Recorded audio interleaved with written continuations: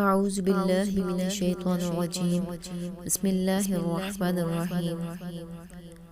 ہر مراد کے لیے ماہ رجب کی ہر شب جمعہ بعد نماز عشاء 2 رکعت نماز پڑھے۔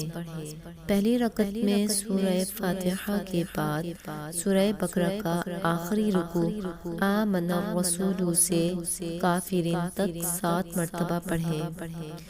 پھر دوسری رکعت میں سورہ فاتحہ کے بعد سورہ حشر کی آخری آیات واللہ الذی الحکیم 7 مرتبہ پڑھے۔ بعد سلام کے بارگاہ الہی میں جو بھی حاجت طلب کرے انشاءاللہ جو دعا مانگے قبول ہوگی۔